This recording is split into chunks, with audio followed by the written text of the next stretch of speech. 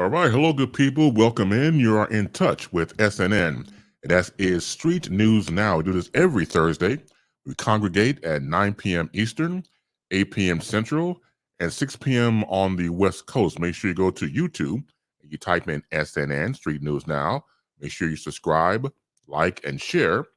Also, you have to understand that when it comes to social media, it actually works for us. So it does, and I promise you that. You catch us on Facebook Live, Twitter, and also Twitch.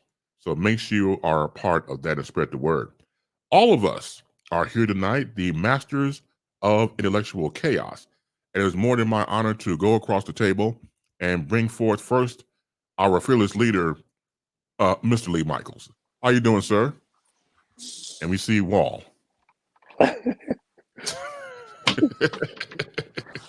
Where's the phone? What's up, man? I give that good ass introduction. I got Wall, man. In my hand. Oh. Open this over here for you. Okay. He needs help. All right, we'll wait. Yeah, come back to me. Come back to you. Oh, good night. All right, I have to come back to our fearless leader. All right, then. Up next is Dr. Ron Ford. What's up, bro? What's up? What's up? You know, I knew it was something strange about that closet full of women's clothes that he had over there. I asked about it earlier, but you know, yeah. What's up? Ooh-wee. How's everything on your end, sir? Man, everything is lovely. Good. Lovely. Glad to be here amongst my brothers. Always a good time. Thank you for being here as always. Professor Reggie Miles, how you doing, Professor? Man, I'm wonderful. It's good. It's good to be back, with the team. I'm just glad to be here. Excited. The only thing that's on my mind, though, is, this is Black History Month, right? Right. And I just want to know, why is it that some people in our community, why they run from history? And why is it such a big deal? I mean, why, how come we don't document anything about what we do ourselves? Right. And why is it that someone else always has to validate what we do when it comes to documenting what we've done? So, that's been burning on me. So I guess I'll talk about it. Oh, yes, you will. That's a great topic. Thank you. We missed you last week. Thank you for coming back, bro. Yes, sir. As we go into, again, these name changes, I got to get used to it because I know him, and most people know him as Mike Love. I started calling him Mr. Mike Love. Now it's Michael J. Love. Hey. What's up, man? How you doing? Wait a minute. That's things you should never say. Hey.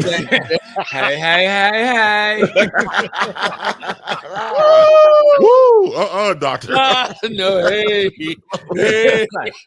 How y'all doing? What's going on? Yes. Oh, help.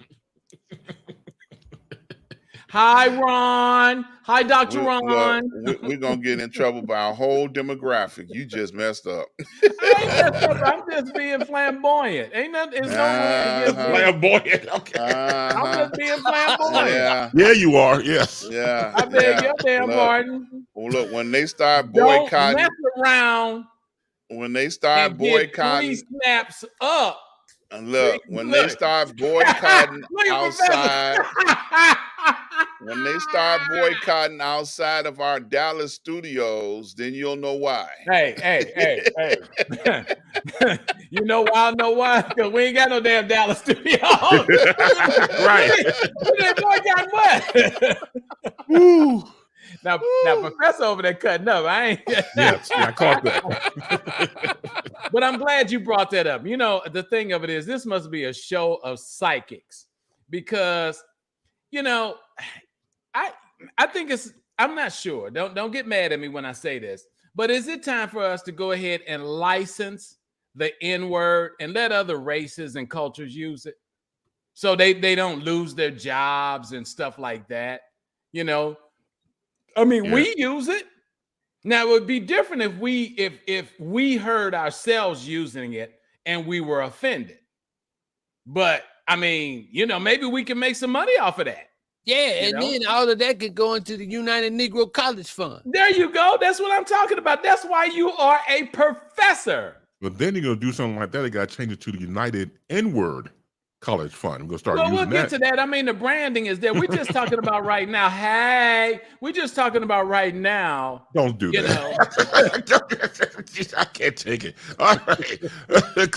Oh, the hell with it. Okay, here comes Mr. Buck Wild. What's up, Buck Wild? You know, what Mike just did was so against G code, it's ridiculous. Okay? That's okay. And I just learned what G code was not long ago, so. I've heard of it. I don't know all of it, what it is. It's what real G's don't do. Yeah, that's it. Well, and that is what real G's don't do. I can do whatever the hell I want to do. I've been around the sun 64 times. And so whatever I want to do, don't nobody, the only supreme being that tells me what to do. Wow. Is G-O-D. That's right. You understand what I'm saying? You know me. You down with G-O-D? I'm down with G-O-D because ain't nobody else going to fight the adversary for you. You know what I'm saying? If you go back to your word, if you go back to the Bible, you will find out that God let the adversary test Job.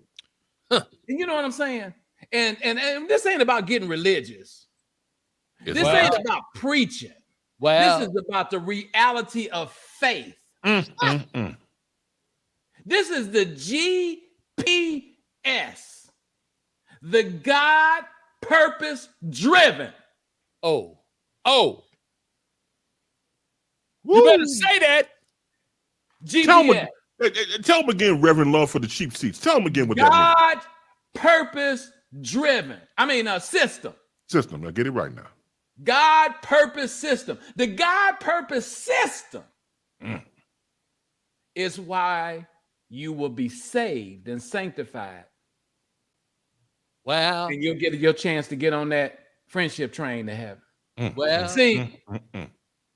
I'm living this life to live again. And that's what I'm asking all you sinners out there. Because I'm a sinner. Boy, I'm telling you, I done did some sin. Boy, I done sinned. We don't have no show for you to talk about your sins now. Yeah, that's a lot of show right there. That's a lot of show. As a matter of fact, we need about 3-4 episodes. You see how they keep showing the Janet Jackson thing on Lifetime over and over again? That's how. But come on. Oh wow! But I ask my personal Lord and Savior for forgiveness. Well, redemption and salvation. Well, is what I'm looking for. I'm gonna turn it back over to the moderator. Well, thank you, brother. I appreciate it. We go pass around the plate, and we don't take checks. So now let me tell you something about sowing seeds, right quick. Since you had to bring that up, it ain't the amount that you sow. It's the thread that you use. There you go. That's it. And we like the kind of money that folds. we don't care how. Hey, the only thing, don't send no damn Bitcoins. Thank we you. ain't got no ministry for Bitcoins right now. Ain't no ministry for Bitcoins. No, we don't. Can't have it. Now let's bring in our fearless leader back into the fold. Lee Michaels. What's up, man? We're over here preaching now. Do you have any word? You know, I don't know what to say. I'm speechless. When I finally got my technology working here, Mike Love was preaching, and I didn't know if it was safe for me to come in or not because sometimes I act like the devil. You know what I mean? Oh no. Yeah, AKA Road Dog. That's what that is. See, that's a signal, Road Dog. That's right. Well, Lee, it's okay if you use the church finger. You know, if you come in using the church finger, then it's okay to enter into the room. So now or go to the bathroom. Or go to you can use it to go to the bathroom. Can I go? I gotta go to the bathroom. I gotta go right now. Well, speaking of right now, let me tell you something right quick, and I'm sorry. Hold on, Mike. I'm sorry. I mean to interrupt you. This will just take 1 second. You just like a pastor. Go right ahead. You're talking too much. Go ahead. Because Lee can understand this. about I got to go right now. I done turned 64 years old and I can't hold my water. When I got to go, I got to go. You need to go see a urologist. Okay. I'll turn it back over to the moderator. Okay, thank you. Again. Okay, right, for the second time. Right. Well, we have a new segment here, everybody. And it's brand new to everybody. But here's the thing. We have a new segment. So the new segment is the following. We're going to start doing weather reports. Only because of the fact that there's someone on this panel who loves to do weather reports. So without further ado, introducing Street News Now, our Virgo meteorologist to give weather reports across the nation, meteorologist Lee Michaels. Lee, the floor is yours. Go right ahead. Thank you very much. Thank you. And the weather is beautiful. Today in Southern California, I don't know about these clowns up north, but here in Southern California, it hit over 85 degrees. Currently, it's 71. It's balmy. I mean, it's like crazy warm out here. And over in Arizona, Phoenix, same thing. Up in Vegas, of all places, same thing. 72 degrees up in San Jose. And Chicago, Dr. Ron, how cold is it? Man, we had a high today of 32. Ooh. That was a heat wave. Wow, 32. That's cold. That's a heat wave, man. Now we've been below zero. Wait a minute. I've been higher than that. Shoot, I've been high up at 56, man. You talking about? Dude, I've been high up at 80. You talking about 32? That ain't no high, man. You know, how can we tell when you're high? Well, does your dome glow? Do you get like do you get a little pink spot on your nose? How do you get Now, it's like a strobe light.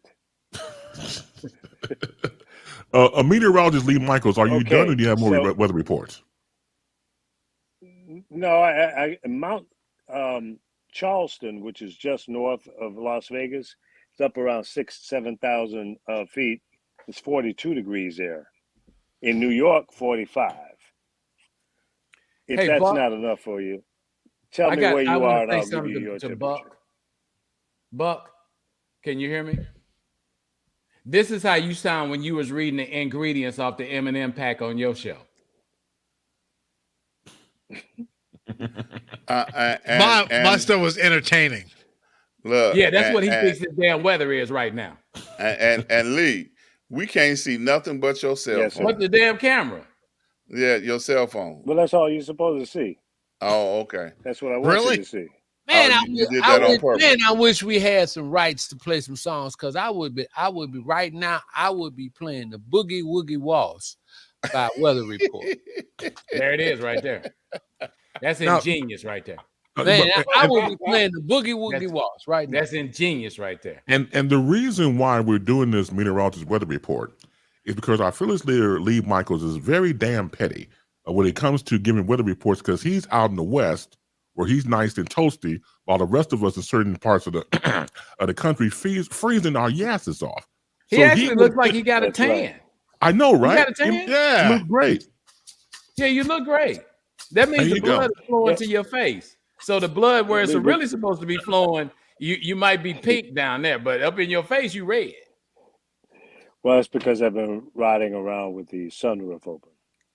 Must be nice. Yeah, good answer. Good answer. I'll do it. Good comeback.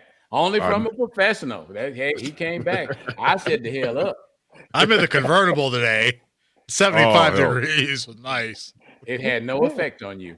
But you had the top up because you're still looking like Casper. Oh, yeah. No, I'm not talking about me. I was kidding. I was going to say, he looking like a damn Eskimo right about now. Right. Not me. Yes, you. Oh, man. It is too cold. We off and rolling. And it's great to have our fearless leader here, because Lee going to anchors us off and start everything going. So, look, I know what you're going to talk about. It's going to be politically related. So, politics, the floor is yours. Go right ahead, bro. But hold on a second, Chris. Okay. That's something you don't never say to another man. he gonna anchor us off. What's that? There you go. See, G-code. no. See, that's how your mind I'll is. drink to that. No, don't drink the damn thing. It's how the mind He gonna operates. anchor us off. I don't know about that one. Okay, Yeah, you know me what? either. I quit. Here, I quit. He This didn't don't make say no damn yank sense. us off. He said anchor. Thank Anchor us off. you. I said anchor.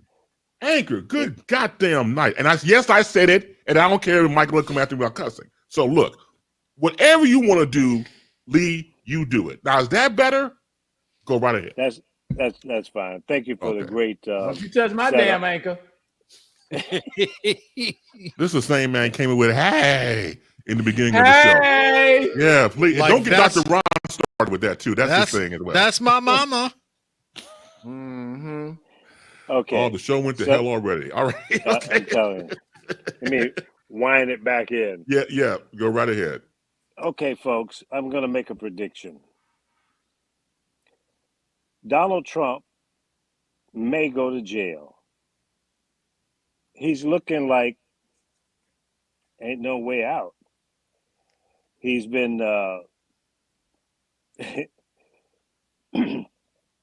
he flushed some papers down the toilet in the White House. What is that? Right. It took what, 15 boxes of documents that's supposed to be in the archives. He had them down there at his little hideout in Florida. This guy, I mean, come on, folks. He's got to go. New York, dun, Georgia, New York, do your job. Don't let up. And take everybody along with him that's dirty. I was talking to a Republican friend of mine, the only Republican friend that I have. And he was talking about how great our former president was. and how honest, and he did so much for black folks. And this happens to be a black Republican. Well, he doesn't really call himself a Republican. He says, I'm a conservative, not a Republican. That's a chicken shit way of trying to step to the left or to the right of the real issue. Is you're on the wrong side of history, brother. That's the bottom line. So he's going to try to tell me that Trump was so much better, at dealing with foreign policy, dealing with the COVID situation. I'm going, damn, was I locked up with blindfolds on and earmuffs and I didn't see or hear anything? Yes. I'm going, see, here I'm convinced that some people just want to see, hear, taste, feel whatever they think they want to experience. What's up, Eddie Cox? And I just don't understand how you're going to change history. The same thing about the real history of America. It's not pretty. There's some pretty moments, but there's a lot of ugly in our American history. Yes. And we have to own it. We have to own it. We have to embrace it and say, it is what it is. And we have to move forward. We can't linger back when the settlers first came over here and ruined America. Yeah, they did. They brought over smallpox and syphilis and gonorrhea and everything else that they brought with them. They brought over slaves.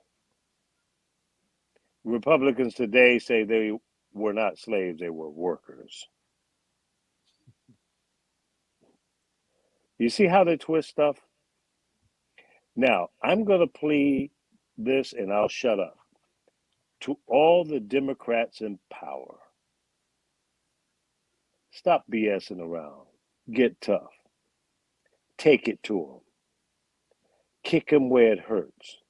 Let them know that you'll stand up and straight up and you're all about what's good for the people in this country. Let's get this infrastructure thing done. Let's get this voting rights bullshit done. Make it happen. Don't count on this idiot from West Virginia and the idiot from Arizona. You treat them like Republicans. They're not going to fall in line and act like Democrats because they were voted in as a Democrat. They're roadblockers. They are tools for the Republican Party.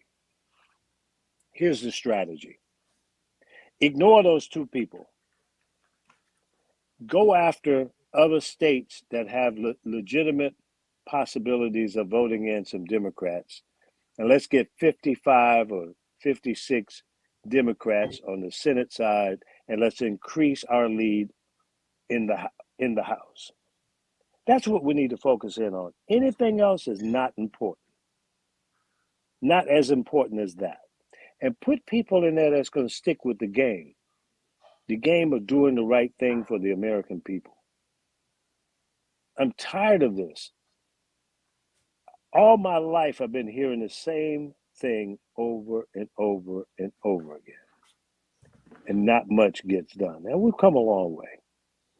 But there's no reason in 2022 should we be talking about how to vote, who has the right to vote, where to go to vote.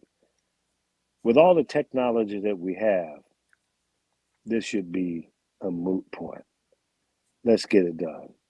When you become 18 years old, you should have the right to vote automatically. I don't care how many eyeballs you got, how many feet, fingers, elbows, it don't matter. If you can read and write and go into a booth and make an intelligent decision, you should be able to vote, period. Regardless of your ancestries, regardless of your skin color, if you are an American, period. And I'm looking at 6 people here on the screen right now. We are all Americans. We should not be worried about whether when we go to the poll, our name is going to be on the roll and not have a problem. That's basic. That's the real stuff. We shouldn't have to worry about where our kids are going to go to school. We shouldn't have to worry about whether or not we're going to be treated fairly by the banks when we go in to get a loan for a car or a house. This is crazy. This is 2022. Let's fix this. It's about being fair, honest, open, treating everyone like a human being, an American. I'm an American, period. And nothing you can do to change that. You can't send me to Africa. I don't want to go. I'm not going to go. Anybody that wants to go, fine. Yeah, some of my ancestors came from Africa. God bless them. They made it. Otherwise, I wouldn't be here. But do I want to change where I live? No. It's cool like that for me. I'm proud to be an American. There are thousands, hundreds of thousands, millions of people dying to get here. Let's embrace those who come in right, and let's keep on moving. America, straighten up, fly right, be respectful to all people. And with that, I yield back my time. Well, let me say this up front. I do not think that Trump will do any time. Here's why. 2024 will be here before you know it. 2 years can go just like that if you're not careful. It will blink, and then here you are. There's people in place who want him to run again to recreate what he did the 4 years he was in office. When he was in office in 4 years, all we heard was all the atrocities, all the lawsuits that were coming for him. I understand the law system is slow. You also have executive orders that can speed up the process. For someone who did so much to so many, you would think that there would be a faster way to do this. Don't get me wrong. Usually what they do is they go after the little fishes around the pond before they get to the big fish. I understand that. But I have a sneaking suspicion that he's in position to run again for 2024. The CPAC, the conservative think tank, you want to call it that, had a poll and said that they will vote for him again at 70%. And again, he has hijacked, and not really hijacked, because the Republican Party let him come in and just take over the whole party. They've always done that. Go back to the Tea Party people that came up before them. You let these rank outsiders come in and hijack the whole thing. Yes, I understand he was the president, and yes, they had to bow down and kiss the ring, but you didn't have any pushback. Even the people who were pushing back became punks. Senator Ted Cruz, there were others that did not care for Trump's policy. Was there Senator Lindsey Graham was another one. All of a sudden, Rubio. Thank you. And then all of a sudden they started to fall in line and was protecting Mitch McConnell. All of them. I'm about to say, even Mitch at first was resistant. Right, exactly. But see, here's the problem.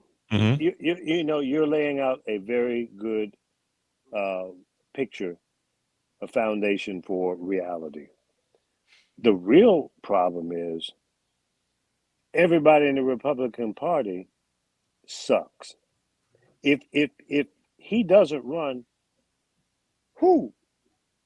His vice president? Now his vice president is kicking him to the curb. He finally got some balls.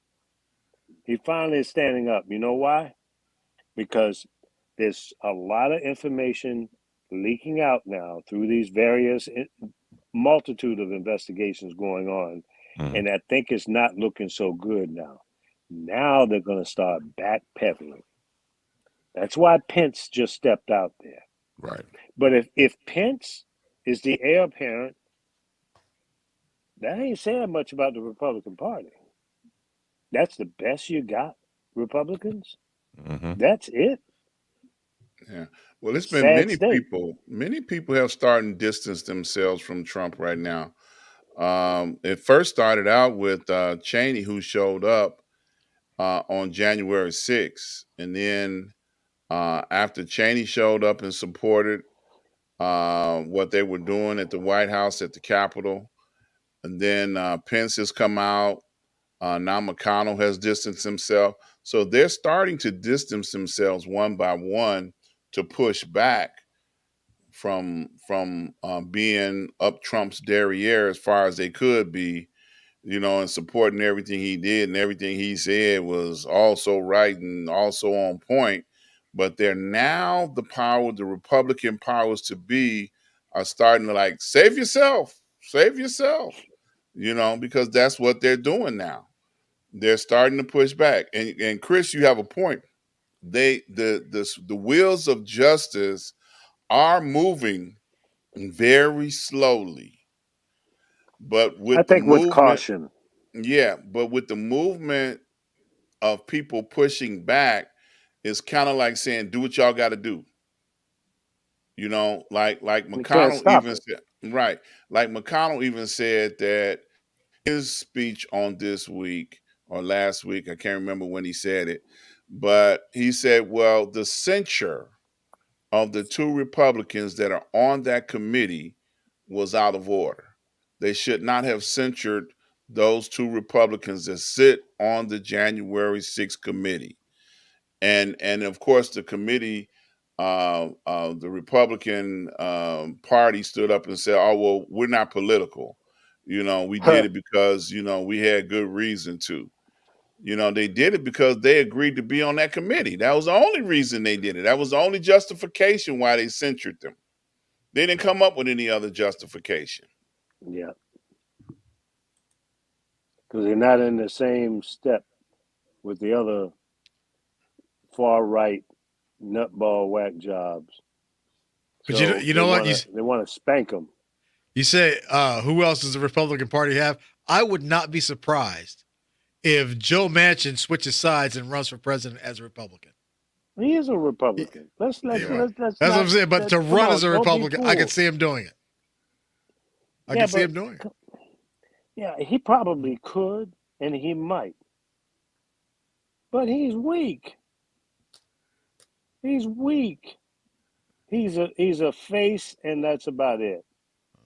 He is a pawn on the table of chess. and he's being used by the Republican Party, mainly Mitch McConnell. He is there for a purpose, to block votes that they don't want to go through. Who gives a shit about some senator from West Virginia, one of the armpits of America? Who cares?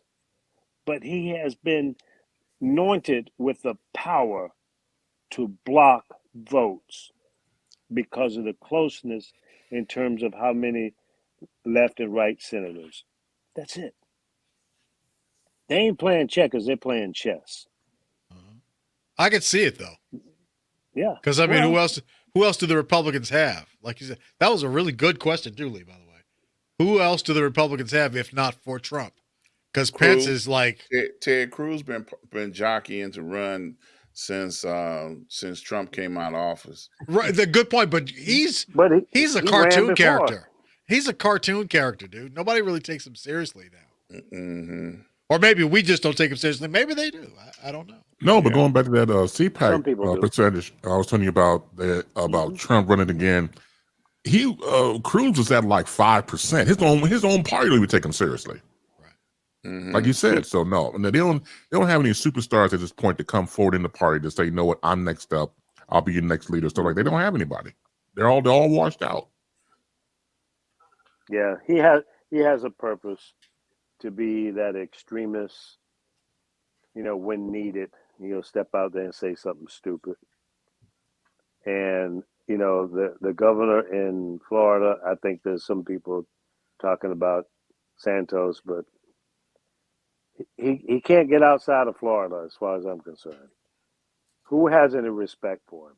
Mm-hmm. You think the people outside of Florida, the Republicans, let me say, outside of Florida, give a damn about what he thinks?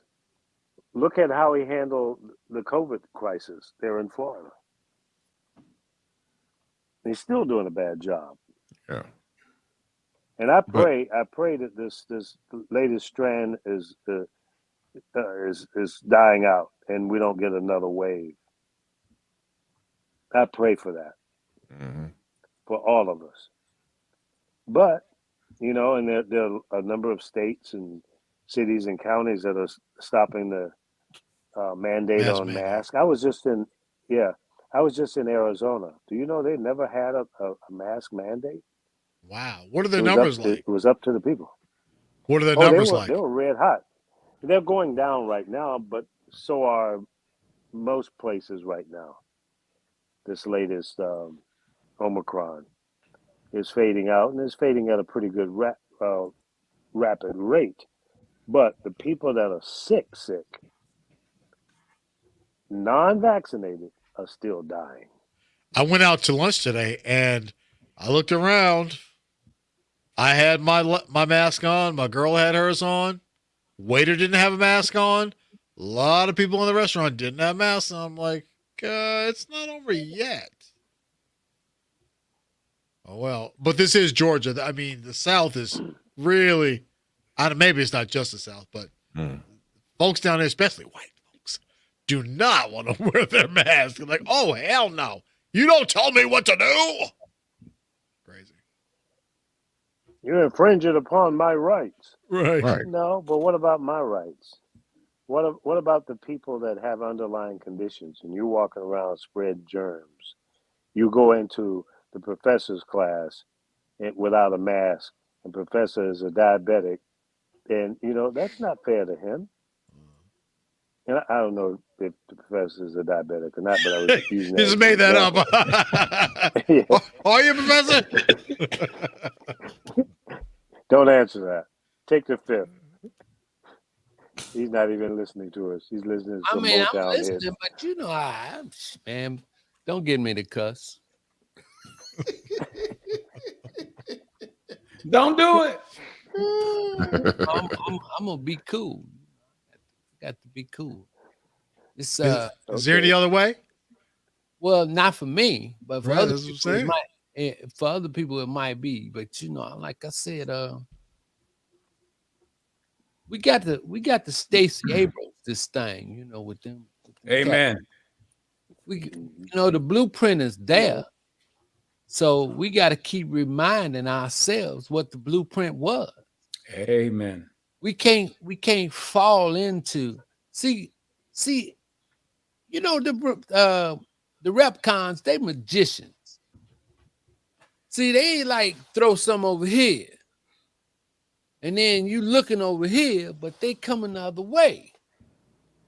So we got to keep the eyes on that Stacey Abrams program or whatever it was, and keep whatever the program was and keep moving forward that way. And let them people do what they're going to do.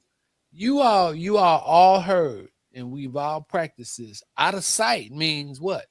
Out of mind. Out of mind. Out of mind. But if we keep, you know, there's a lot of power in the tongue, right? If we keep talking about these cats, you know, these kids, they have an advantage. Because, see, that means that they're still on our minds.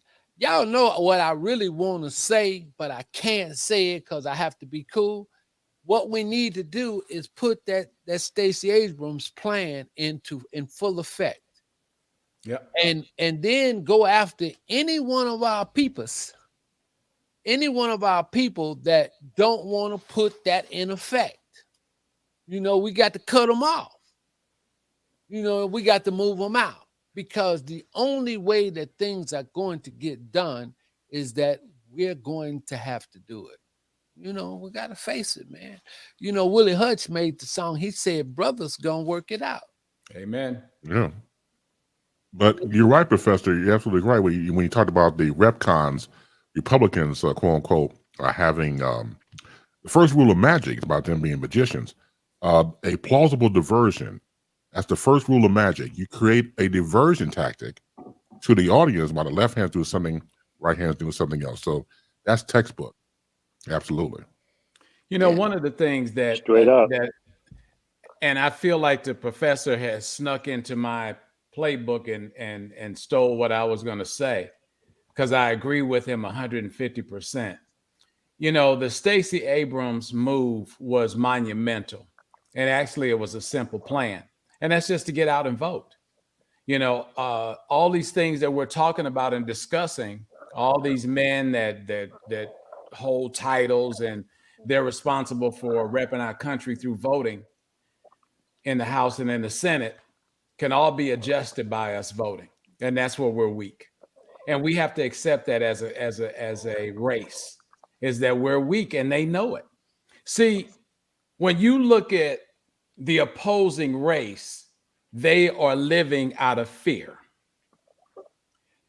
It's too hard to stomach what life would be like if the tables were turned. Whether you were lynched, somebody was burning a cross in your yard, somebody was shouting out obscenities to you in public. They couldn't handle that. And that's what they're fearing, that it could happen. And the thing of it is, but see, it doesn't have to go from one extreme to the other. All I'm suggesting is, let's come to the middle. Let's come to the center point in America and be fair for all people.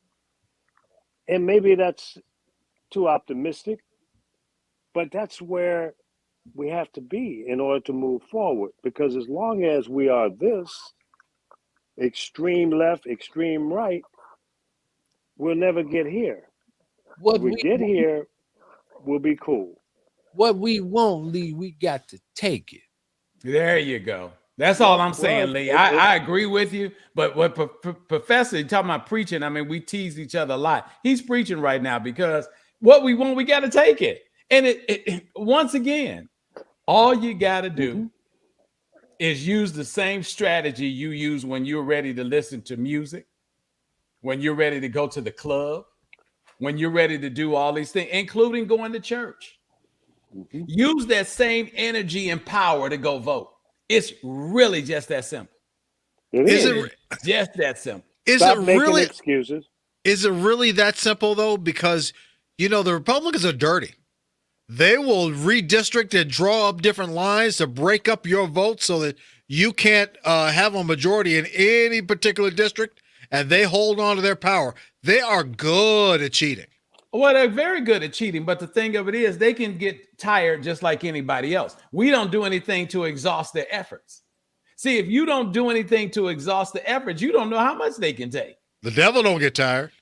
Well, just like today, I dropped somebody off at the driver's license facility.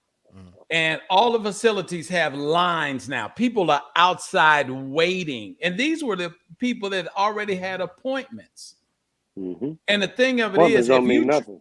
That's right. If you drive to that place to get a driver's license, to get an ID, and you have to wait in line, everything you do to wait in line and get it done can make a difference. You can't drive up and go, oh, it's too crowded out there, I'm not getting out the car. But you'll go wait in line at one of these stores.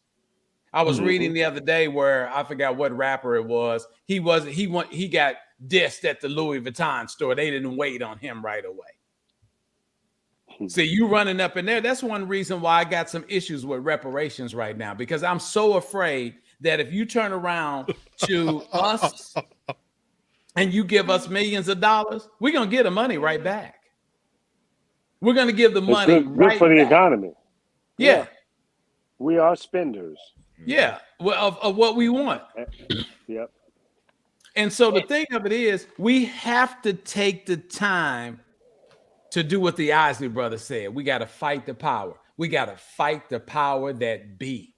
All this stuff of us talking about Trump and him flushing papers down there, who gives a shit? The thing of it is, a lady asked me the other day, do you think he'll run again? Hell, I don't know. Honestly, I don't care. The only people who are going to go out and vote for this guy are people who are afraid. They're afraid. I live in the country, guys. I done said this 2 or 3 times on this broadcast. We think we living bad? You ain't seen living bad until you live in a trailer home with window air conditioners. But you live in a housing project in a unit that's styled like a townhouse that has AC, a central air unit. And you're getting food stamps, and you're getting general assistance. You already got it made. The only point of contention, like the professor said, is voting. If you don't make the effort, you have to make the effort. The same effort that you'll make. I remember last week or week before last, when the Janet Jackson story came out on Lifetime. That's all people was talking about. Janet Jackson. Or, Janet Jackson, come on, I can't talk to you right now. I go to watch Janet Jackson. Janet Jackson going to be on Thursday. And you know what? She's on right now, tonight. Because Lifetime is making a boatload of money. The highest rated series ever on Lifetime. And they showing it over and over and over. It comes on almost every other day. They just keep showing it over and over again. And we sitting there just like this. Man, I didn't see that the last time I looked at it. You see what she said about Tito? I still haven't watched it. Me neither. That's okay. Have you voted? That's why they keep running. Right. Have you voted? That's right, Lee, because revenue is power. And the thing of it is, that's a good point you just brought up, because ironically, the Republican Party is in the midst of revenue-driven opportunities. All the time. So they connect the dots. They take the poorest of that race and they take the richest of that race, and they meet what you just showed in your hand demonstration, Lee, to the middle. They get right here. They get right here. They get right here. And the thing of it is, Stacey Abrams laid out the plan. It's a blueprint that proven 2 senators, a Jewish guy and a black guy, both ministers, made it to the Senate. And all she did, she didn't do anything but just say, you got to get out the vote. Got to get out the vote. Got to get out the vote. She didn't do anything. She didn't have to pay you. All she did was just ensure that people got out and voted. She can't be the only one. It has to be the Urban League. It has to be the NAACP. It has to be all these actions. Today, Snoop Dogg bought Death Row Records. News all over the place. Everybody talking about Snoop Dogg got Death Row Records. See, every time something happens in the entertainment industry or an influencer does something, that's all we talking about. Why can't we do that with an election? We already are exercising our rights for freedom of speech, but we don't always use it in the right place. Because that's I don't what think my we topic really is going to be understand about tonight. I don't think we understand the real power of what you just said. Because now everybody on this panel right now probably had a course in civics somewhere in your educational process. Professor, is it being taught in public schools? You know, anymore? I really don't think so. I really don't, Lee. Because I think it was, well, for us, for many baby boomers, it was a requirement that you pass the Constitution test. Right. I don't even know if there's I'm gonna have to ask I don't even think my daughter had to deal with a Constitution test. Most high schools won't let you graduate unless you take that in algebra. And algebra is only used in architecture for the most part. Can I show you something right quick? You can't see it. You're not going to make this out on camera. I don't think you can. Let me see. Can you read what it says at the top? Wait, hold on. Give me one second. Make sure that your voter registration application. Bring him this full is screen. This is the first thing I did when I moved to Roy City, Texas. That's right. That's power. That's the first thing. That's the first thing I did when I got down there. Still sitting on my desk. I haven't even filed it away. Bring me out. I haven't even filed it yet. You know, and that is a good move. And just from what you said, you could tell that a lot of us, the African American community, has been misinformed or might have been desensitized on politics because the strongest entity in the American political system is the voting bloc. And we saw that. We saw that with the move of this one politician who came. This was one politician who came and made himself, forward, put himself in front. He set his machine or his vehicle or his whatever it was in motion by saying that the current president that was running the country was not an American. He said that. Yeah. And everybody that wanted to hear that, they galvanized and they stayed behind that. That was the basis of this man's move. He said that the president was not an American. And if that went for President Obama, that meant for everybody that has ever ran, because I don't think have any Native Americans even ran for the president. Not that I know of. So every president in this country wasn't really an American. If you were going to attack Mr. Obama, maybe not fully. No. Stay with me on this, Buck. Stay with me on this before you go there. Stay with me on this. Everybody is two parts here. Everybody. So folk have a nationality. If some of us we don't know, but if you could tell that from their last name, if you could take this from this man's name, the other man that starts with a T, he was a German. German American. President Obama was the same thing. His father. He was a pure African American. Yeah. His father was African. Right. He had just as much right to run for president as any of the other 43 before him. But the Native American don't have to share that. and a Native American never ran. Or one that was here, that's been here. Everybody else came from another country. This has been a country of immigrants. And how are they on compounds and put away? You see what I'm saying? I mean, we complain about injustice as African Americans. They did them wrong, Jack. Right. Dirty. And let me say this, and then we're going to move on to Ron, because, again, it stirs up all these different narratives, but everybody has a point, and you're very correct. Going back to Mike, what you said earlier about how white people are fearing that it's going to switch hands. Mm-hmm. It reminded me of the original Roots that aired on ABC in the 70s. So Chicken George and his son Tom had the Lloyd Bridges character up against the tree. And Chicken George said, I told you one day this whip was going to change hands. Mm-hmm. And if they would have showed the Lloyd Bridges character, he would have urinated on himself. Of course. Completely, because he knew what was coming next.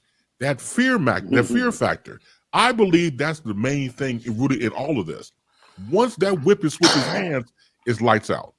If they hear string him up, they'll run for the hills. It's lights out.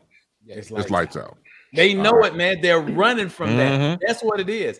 Prejudice and racism is only in the mind. Pretty much you can't be confined to any of that in 2022. And here's the thing, and we can really go. I want one of you gentlemen to tell me which civilization has lasted. They've all been. Every civilization that there was on this wonderful earth has fallen. Mm-hmm. It's true. Every dog has its day. Yes. Look what Sean Clinton said. The American is not a race or ethnic group. It's a social concept. That's a good one. Good one, Sean. I like that. That's a good one. I love it. Yes. How's your Funkadelic, Sean? Right. There you go. That's there right. you go. I love it. Nice. That's how you do it. So as we move on, next one up to docket is Dr. Ron Ford. Well, for those that tuned in on last week, I proclaimed that we're going to be talking about the state of Black America for the entirety of the month of February. And I brought out some very valid points on last week that I'm going to hit on some of them on this week. I'm glad to have the full panel here because this is something that everybody has been echoing throughout their conversations on tonight. This is the Street News Now State of Black America. And I talked about something that the professor had talked about before. He brought up in many conversations in the past about the 10 demands of the March on Washington, D.C. in 1963. There were 10 demands made, and we got stuck on the first one last week when we were talking about the right to vote. That was one on the list because they had just voted down that they were not going to guarantee any voting rights across the country federally. Okay, they said they're leaving it up to the states. And then we talked about some of the other things that are on the list, but I want to stay right there with the right to vote because that is so relevant to a lot of the things that we've been echoing all through today's conversation. And then I also brought out the fact that we need to break the internet over things other than Rihanna being pregnant. Okay, I said that on last week. And as a follow-up to that conversation, I ran across the statistics, 16 million likes on Instagram when they mentioned or showed the pictures of the fact that she was pregnant. 16 million, okay, on Instagram. Is she married? No, she ain't married. Stop it. Stop it with those crazy questions. But I'm just asking. Yeah, but yet we have not broke the internet over the fact of critical race theory being banned. Now we have 2, 4, 6, 7 states that have outlawed it to date. And we have 26, 25 other states that are moving this through their legislative process as we speak. Ran across some information that Mississippi, on January the 22nd of this year, when Mississippi state legislator called it to a vote, the black legislators got up and left. They did not participate in the vote. Now, I've run across information where the critical race theory is going through these legislatures. There are many states in the South and some in the North. They don't want to accept this. But, Mike brought up a point on last week that I also wanted to address on this week when he talked about the fact that maybe we need to change the name of Black History Month so that we can deal with people being more acceptance of it. Well, I took that to heart and I ran across an image that if you would share it, Chris, then they can see it. Another name for critical race theory is actually American history. Woo! I love it. Okay? Because when you look at this image, it speaks a mouthful. Okay? You see a mother and daughter on the slave block and an auctioneer conducting an auction, and then the white slave owners are standing there getting ready to bid on this. That's American history.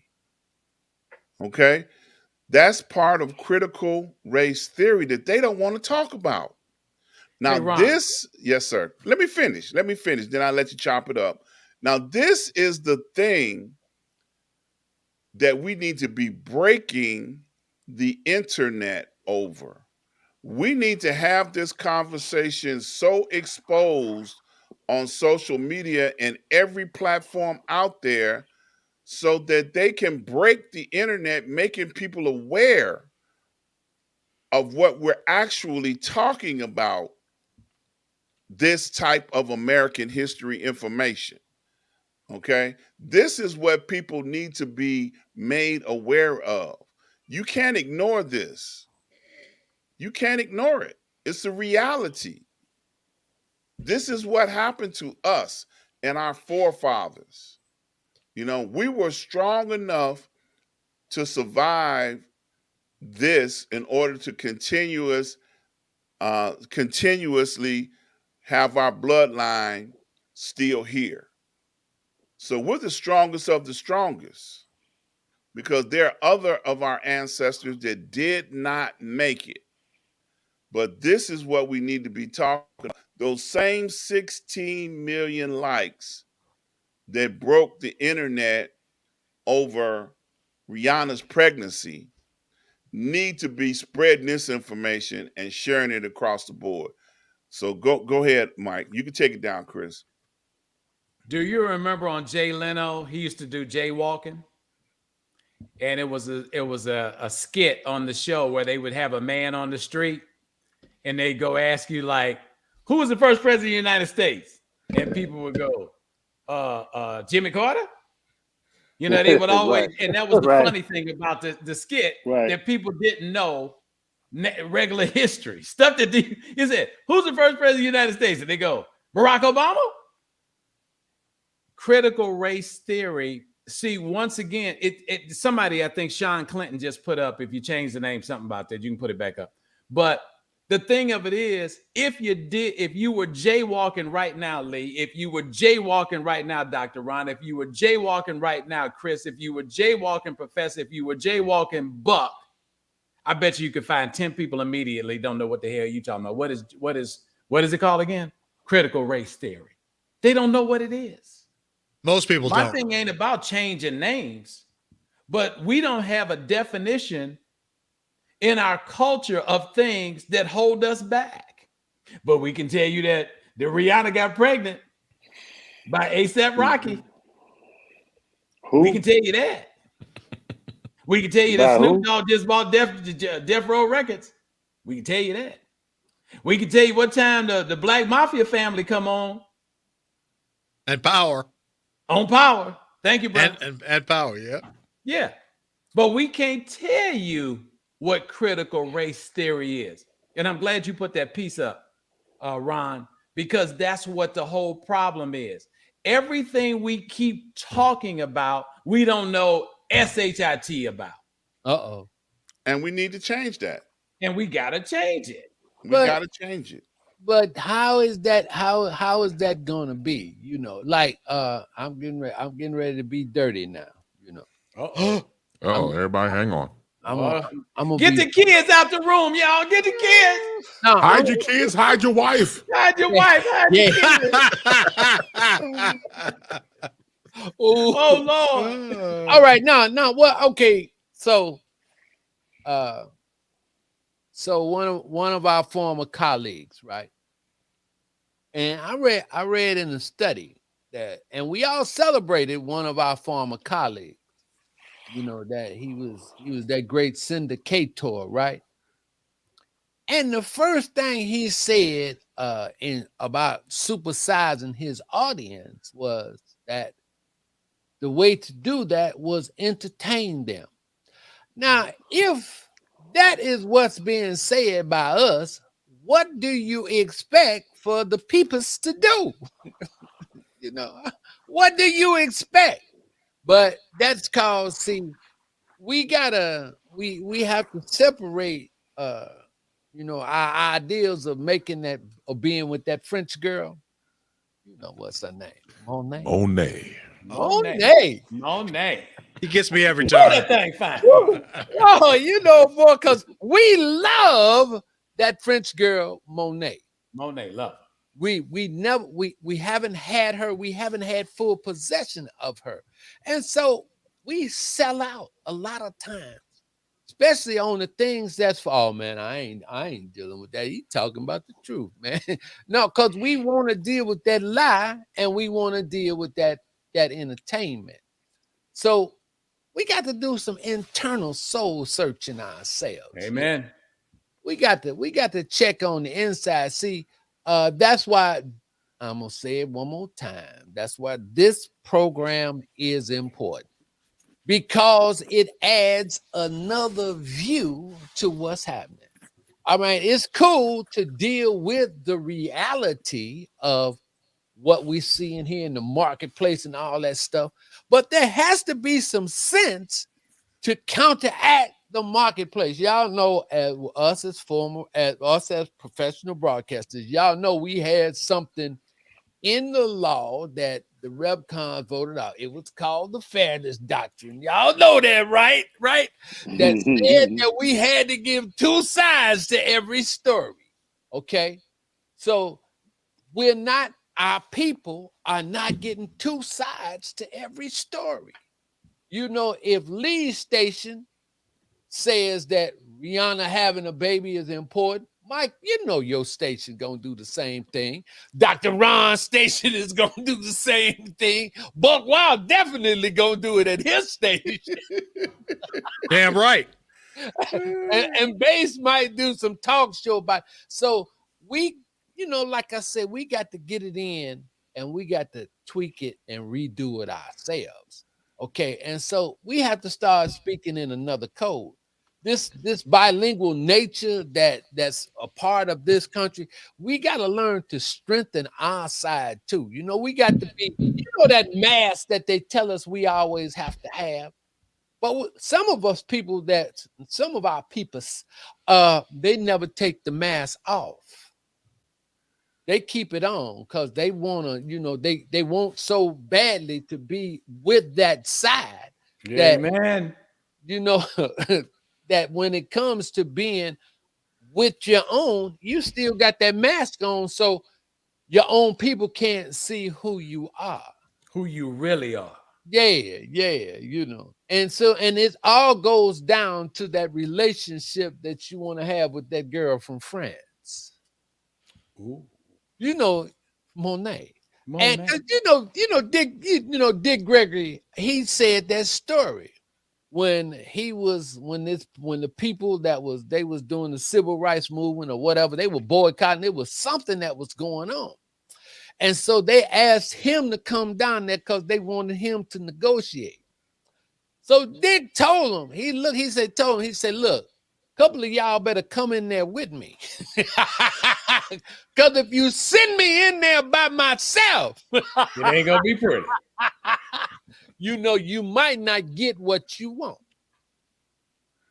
So we're supposed to wait until 26 states successfully vote to keep critical race theory out of the educational system in their states, and then get in an uproar. No, I mean, but Ryan, we need whatever critical race theory is, then we need to start countering it in our own cribs, in our own home.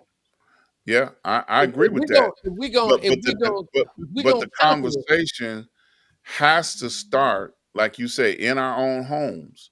We have to know who we are, which is what you have been saying.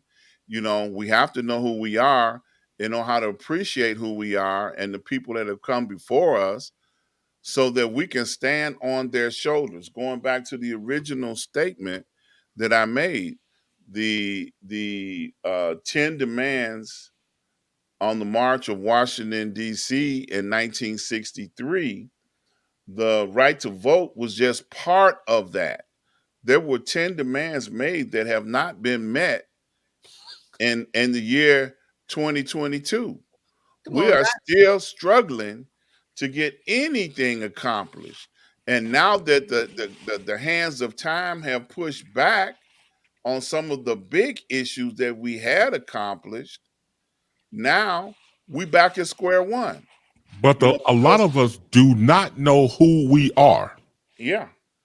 A lot of us are walking around like the living dead. They have no concept of their history, of who they are. Going back to Malcolm X, when he was in the shower and he was, the guy gave him the fix, the cinnamon water and everything else. And he said, "Who are you?" And Baines said, "The question is, who are you?" Right. Yeah. So once you know the knowledge of yourself, whether it's you start to read or someone tells you, person to person, you have no idea of the history and the greatness of who you are and where your people have come from and where you are right now. But if you have no idea, of course, Rihanna is very important to you. Of course, little my Snoop Dogg buying Death Row Records is important to you, because you have not known anything from the standpoint of what is important to you from a historical standpoint. All you're living is the here and now and not connect the past. And that to me is like walking dead, because you are alive inside, but you're alive because somebody programmed you to be that way. All right. You're talking That's about why. programming. Dr. Ron. Yeah. Quick question. What do you remember about the 1963? Oh, no. What mostly have you seen a lot of in regards to the 1963 March on Washington? Well, the biggest publicity that they give about that march was Martin Luther King's speech. All right, stop. Go ahead. Mike Love, same thing for you. Same thing there. But, one of the things in there, Martin Luther King wasn't scheduled originally to do the speech. Okay, we got that. We'll get into that late, but next. But let me ask you a question. So, since we all to the consensus that the most thing we know about the March on Washington is "I Have a Dream," right? Right. Gentlemen, when do you dream? When you sleep. Right. Oh, that was a good setup. I love it. That was a great setup. Yeah, that was good. Amen and amen women on that one. When you sleep. So That's right. after 63, we went dead to sleep. Yeah. Yeah, because we thought we had accomplished. We thought we had got there. But let me say this. Understanding who we are when we were young, I remember books like The Great Negroes of Past and Present. And I'm sure those books were in your school, somewhere in the library. and we had to do book reports on them, and we had to talk about a legendary figure that was in that book. Mm-hmm. So that was part of us understanding the greatness of who we were as a people. You know, we understood, like we talked about Crispus Attucks last week, how we talked about, Frederick Douglass.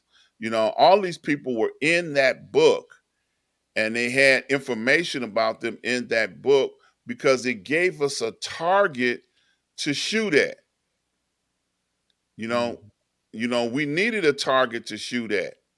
And we understood who these people were, great inventors. We understood that I think it was Carter who did more things with a peanut than anybody ever heard of. Carver.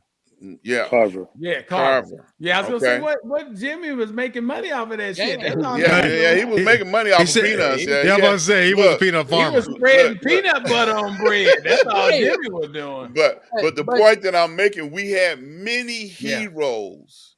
Yeah. You know, that were in this book that a lot of families owned. Okay, to be able to look to and understand. So we can't disregard these people.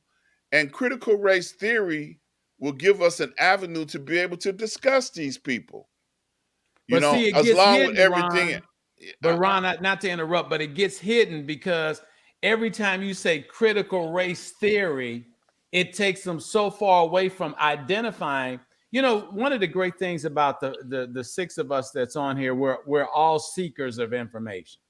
And I love that. You know, Buck loves computers and everything about it. Lee loves, putting things together. And him and I talk about projects all the time. The professor's teaching to a class. Ron, you've done reports and you've got such a vast side of life that you bring those to the table. Same thing with Chris. And I mean, the environments that he's been in to see professional news operators and then bring that back to the table.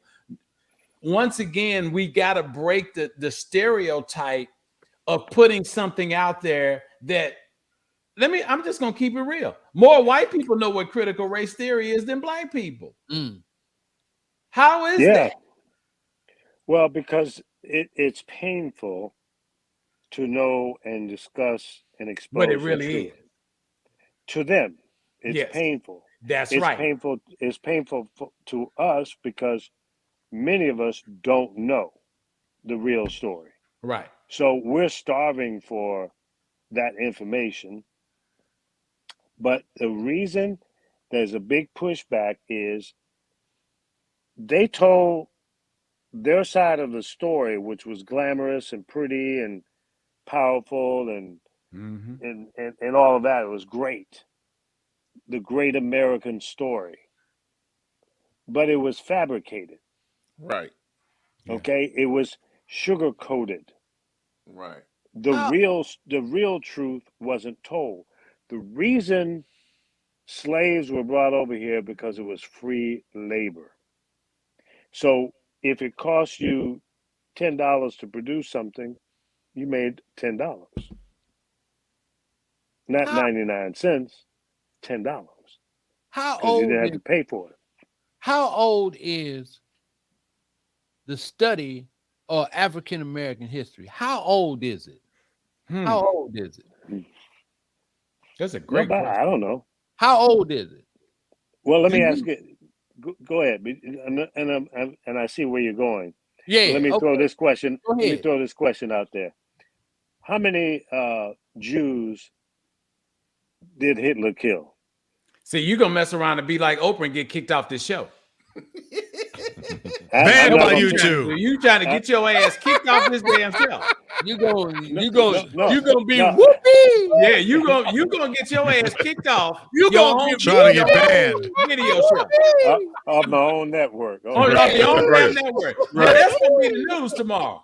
Lee Michaels gets kicked off his own TV network because he asked a legitimate question about how many. He whoopified the question. During the Holocaust. Go ahead, Professor. Answer that question. Oh, not me. You ain't gonna get me to Right. Tell him. That's right. ain't gonna be whooping. Let him answer his own question. That's Hey, right. go ahead. Hey, let's get Buck up. Buck, go ahead. Answer Wait the a minute. question. Professor got an answer for every damn thing. He ain't got no answer for that one. He ain't trying to get kicked off the show. You That's know the my answer. bylaws of this show. Well, You gonna mess around and get kicked off this damn Your own. show. No, On your own but damn listen, show. the number that we have heard the most was 6 million Jews were killed during the Holocaust. Okay. Right. Now, I was just looking up some information here. Don't tell me about the Middle Passage, man, because I'm gonna fall out. Okay. No. Okay, good. It says here from several credible sources like PBS and some other notable news outlets and journalists and what have you. Between 1525 and 1866, there were 12.5 million Africans that reached the American shores. Mm-hmm. My question is, how many didn't make it? All right, I'm gonna leave that one alone. In the belly of those ships, because they hadn't been fed, because they didn't get anything to drink, they were chained to the floors of a boat. And they were thrown overboard. Right. Yeah, and Thrown overboard. The crazy part about it is, if talk to anybody that's from the Bahamas, from Jamaica, India, and the West Indian Islands, they don't even honor Christopher Columbus, because it's a diss to them, because West Indians at that time were already coming. They were already here. Africans were already on the soil with the Native Americans, with the Mexicans that were coming up from South America. They were already here. So every history book is saying that Columbus discovered America. Which is a lie. What he just Which said. is a lie. Right. So, but that was in the history books. So in every one, every school. Yeah. So, when I went to school in Virginia, we had a book called Virginia's History. And it was probably 2 inches thick. And all the stories that were told in there are the stories that we all basically know. But it was focused in on what happened in the state of Virginia because of Jamestown, Yorktown, Williamsburg. A lot of the slaves came into that Chesapeake Bay. So that's what we learned. And we learned that there was a war between the original Americans, the American Indians, and the settlers that came over, and the Indians lost. Yeah. And they were made to be savages. Yeah, but they didn't have guns. To justify. They only had bow and arrows. That's right. Yep. To justify what they did to us. And I just said that a second ago, that those that survived and arrived here were the strongest of the strong. Oh, absolutely. You know, and those were our ancestors that made it for us to be able to still be here. You know, they endured the suffering and the hardship and the conflict that was taking place in order to get them here. And I think we owe it to them. Amen. To be able to stand up and say, hey, you know, my ancestors survived and endured to allow us to be able to be here present day. So I can't afford to not give them honor where honor is due, and to appreciate them. You know, we understand that, you know, the Moors and the indigenous people of this continent were here long before any Europeans could even find their way. Yeah. Okay, we know this. But what happened to us is just as much a part of American history as what they say happened. You know, the Europeans wiped out and almost made every race or tribe of indigenous people extinct. Yeah. Okay, they were not going to be satisfied till they wiped them out. And they were pretty much successful with it. Yes, there's a few tribes left, but they still. But they on lockdown. Yeah, they still treat them like garbage. So, that's part inclusive of critical race theory. Oklahoma is on that list of states that have already passed it. They don't want to talk about the extinction of the Indians in Oklahoma. They don't want to talk about it. So when I speak of this, I'm not just talking about, just us, okay? But there are other races of people that have suffered under the hand of the Europeans, So I'm like, hey, man, we got to keep talking about this. But Ron, you're not being fair. Of course not. You're not being fair because the Lone Ranger and Tonto was friends. Did you hear what I said? Of course not. I'm not Now, trying to be fair. They made a TV show about that. Him and Kemosabe was friends. And they was two brothers anyway. But listen, the study of history in regards to our people is no more than it might be about 53 years or 54 years old. Legally, we weren't taught African American history until after 1968. Exactly.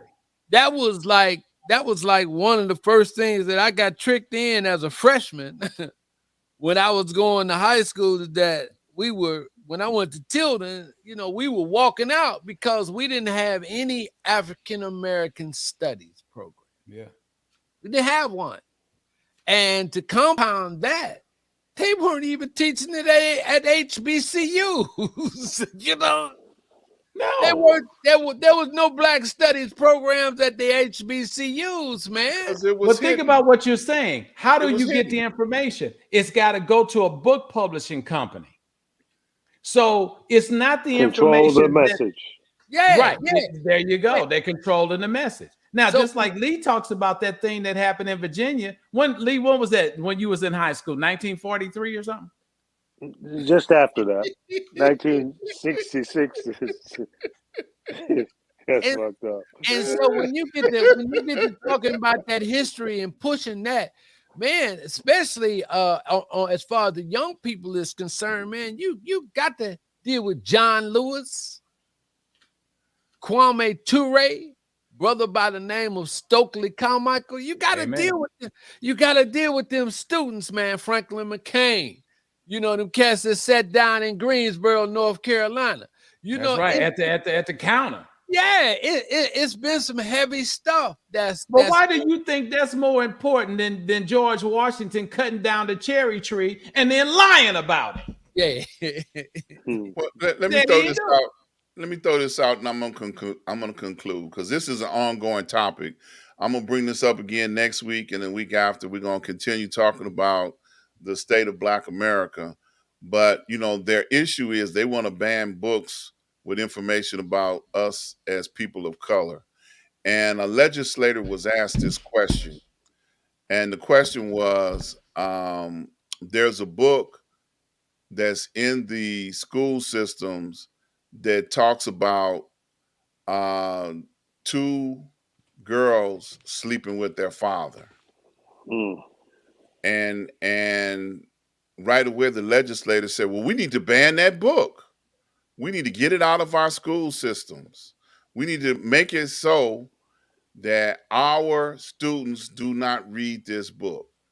Because they know they got some skeletons in their families. But the book title, the truth may come out. The book title was the Bible. Moses. And when he discovered that book was the Bible, he still persisted in banning the Bible from the educational system in their state. So a lot of times they don't know what's right just because they're a legislator. So going full circle, back to where we started at, the vote. We got to vote people in. Amen. And get people elected that have the best interests of the people. So That being said, we'll continue this conversation ongoing through Black History Month and the state of Black America. Thank you, my brothers. And Chris, back to you, my brother. Well, thank you, my brother, as we continue on. Let's go now to Michael J. Love. Mike, I try to get the topic up, but all I could do right now was put in the chat room for people to check out. So the floor is yours, and I'll put in the chat for people. Well, what I sent to you, which is not really related to what I was talking about, that was more related to what my coworkers were talking about. Okay, got it. Okay, sure. The guy being discriminated going to the Louis Vuitton store. Right. Now they want to make that a story. Okay, yes. You can make it a story. Stop buying Louis Vuitton shit and wearing it. That ain't gonna happen. Well, that's what the problem is. Absolutely. Now you gonna put out an article, talk about they discriminated against you. Nobody came over to wait on you. Walk your ass out that damn store. You didn't do that, but you wanted to run to the press and tell them that, well, they discriminated me when I'm in the store. Well, it's stupid. It's stupid. But my topic is very short, and we don't have much time. I understand. How do we get on somebody for using or abusing the N-word when we do the same thing ourselves?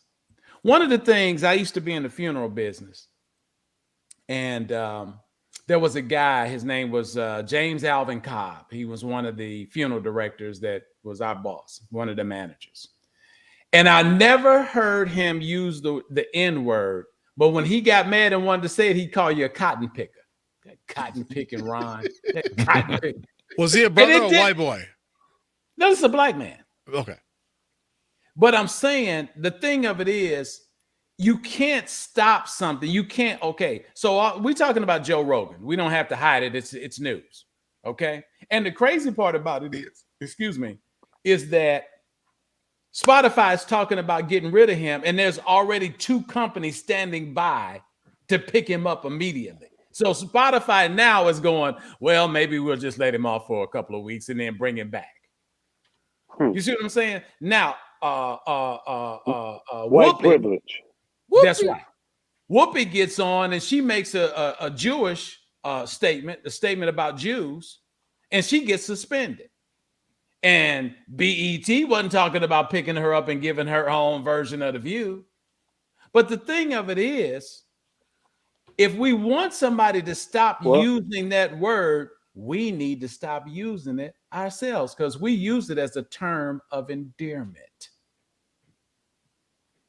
Don't we, Buck? Damn right we do, nigga. See? Easy. I did it on purpose. I know you did. But that's what I'm saying. See, but you still my nigga, Buck. Yeah. If you don't get no bigger, Buck, you still my nigga. You see what I'm saying? But we get mad when somebody else uses it. I understand that, but there ain't no license on that word. So you can't get mad if Joe Rogan uses it. Yeah, when man. You use it. No, but he don't know nothing about the love we have. It ain't no love in that word. It's spelled N-I-G-G-A, not L-O-V-E. I use the word L-O-V-E every day, so I know how it's spelled. Now, I will tell you this. When people used to get mad at me when I was programming the Big DM in Columbia, South Carolina, some of my staff workers used to say that. They used to call me that nigga Mike. I'm telling you a true story, because I'm relative to being a nice guy, but I have an evil side, because there's only so much I'm going to tolerate. And I learned that from this guy on the other side of Buck over there, who had fun with us. We did a lot of things together that we ain't gonna talk about on this show, but he was dead ass serious about radio programming. And the thing of it is, like I said, it is a term of endearment. When we use it, that's the excuse we use. Yeah, but that excuse is over. What'd you say, Professor? Man, I was just talking to my nigga, man. Yeah. You gotta don't expect them not to use it when you use it. They do everything we do. That's right. Everything the white tee mimics everything we do, because everything we do, from the hoodie, I can't stand this hoodie thing. What's going on with the hoodie thing? What is it? Isolation? You put the hoodie on that don't nobody see. You can't see it. Here come Buck. Here it comes. Here it comes. Yeah, there you go. That's it right there. What is that? It makes him look like the one who did it, no matter what it was. Exactly. I don't know what it looks like. I don't know what it looks like. I can't see. I can't see. Right, you can't see. He did it. You look like and the one hold who your did pants up that about to fall down. Yeah. Look, every wanted poster got that look on it. It got that look. Well, wait a minute. It started. I mean, it got popular with Trayvon Martin. That's all the pictures they showed. He had a hoodie on. Yeah. He's walking around the neighborhood with a hoodie on and gets killed by an aimless wannabe cop. If we want people to stop treating us a certain way, we need to start treating ourselves better. Now you done messed. I'm done talking. Yeah. But let me, Doctor, you talking about, being in each other's thoughts and minds, because that was the topic I was talking about tonight about Joe Rogan. Let's give some points. So Spotify pulled 70 to now counting 113 episodes were removed. Mm-hmm. Rogan's podcast draws 11 million listeners per episode. That's correct. He was reportedly worth, meaning Rogan, $100 million. All day. All day long.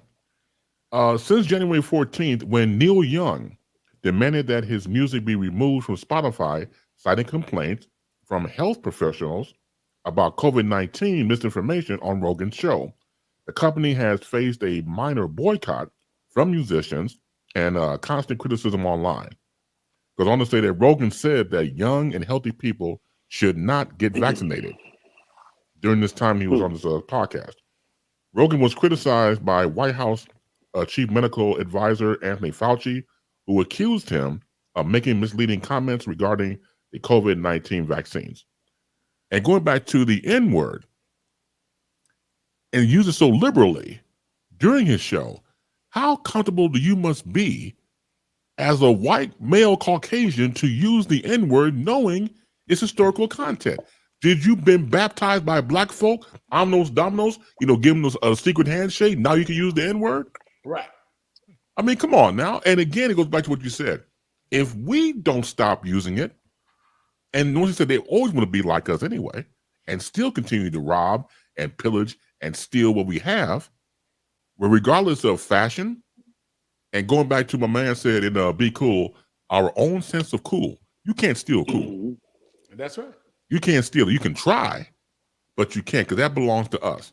The point being is that a word like this has always been throughout the lexicon of history. And again, even to the point where it was ER and AZ and A and then start that. I'm like, come on, now you're trying to break down, okay, which one are going to be? Like, there was an episode, I used to love this show, The Boondocks, used to come on the Cartoon Network.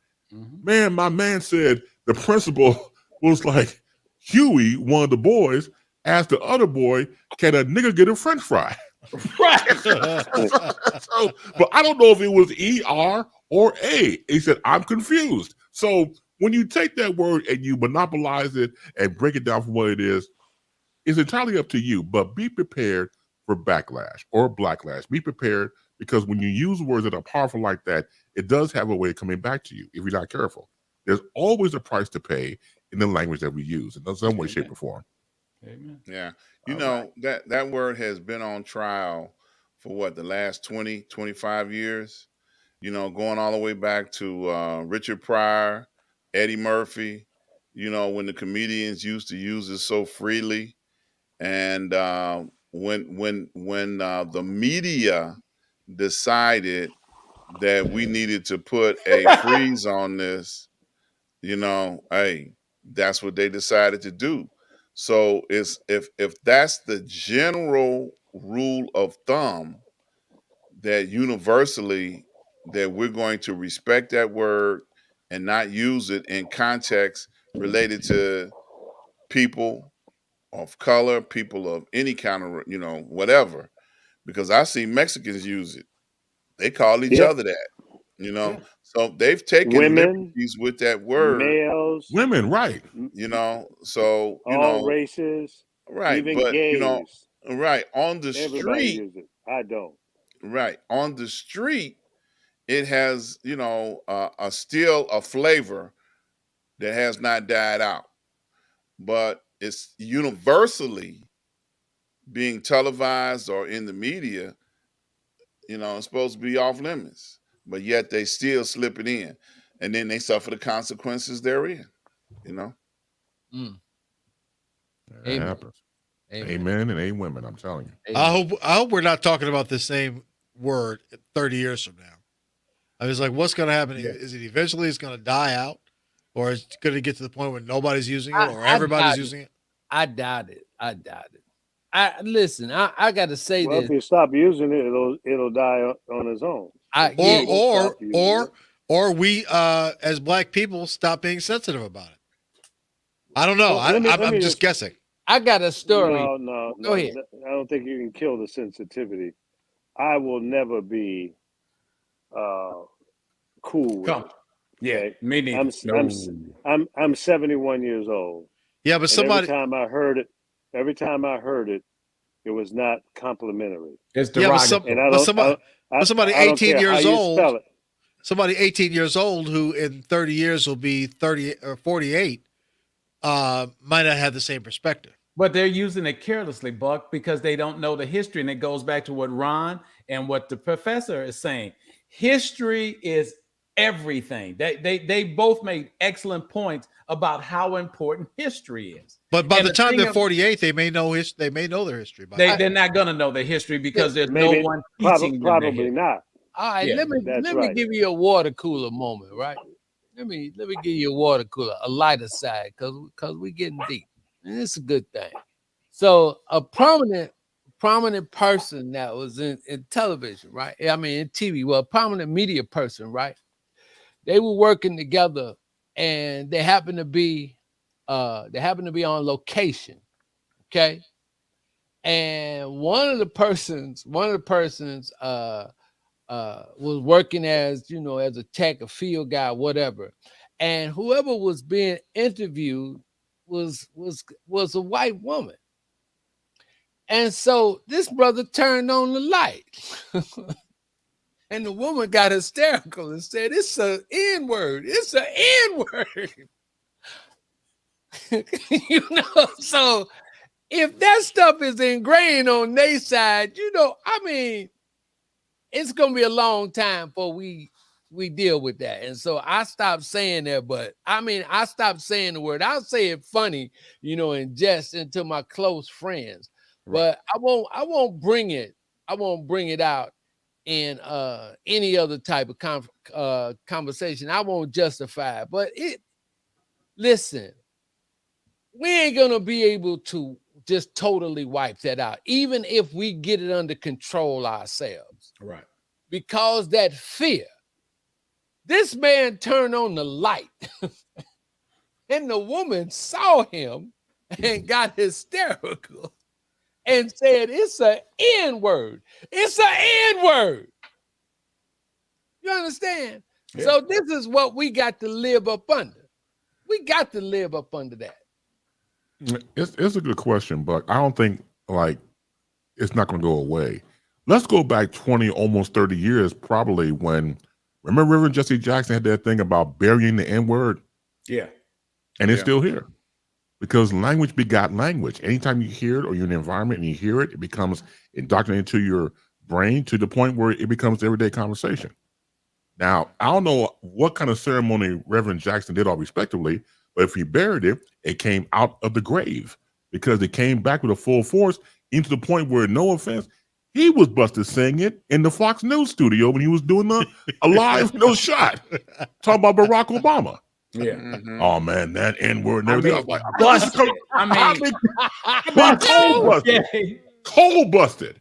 Busted. I mean, it's you can't backwalk that. You can't backwalk it. You can't moonwalk it. I would go back to the day with Bill Bojangles Robinson. You can't tap dance around it. It's something to think you just have to understand that this word is ingrained.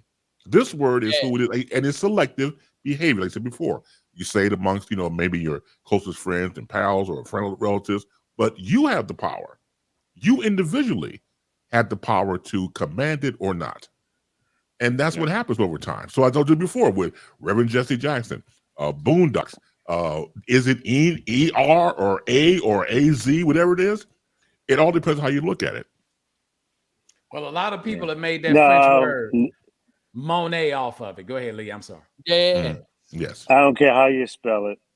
You can't put sugar on it. It's still shit. Yeah, and exactly. It smells. It stinks. It's not cool.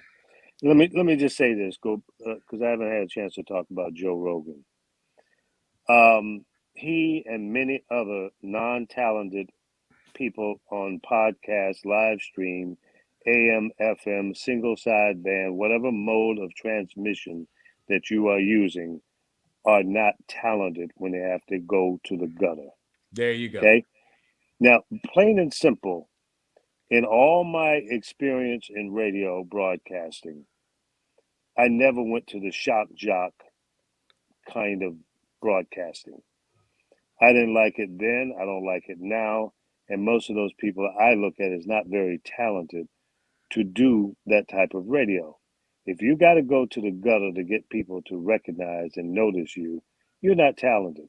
At all. But when you can use the English language and articulate yourself in a way that is entertaining and informative without being dirty, nasty, derogatory, and hateful and racist, then you are talented, because that's harder than Who do we doing really blame, stupid though? stuff. The individual or the people that listens to him?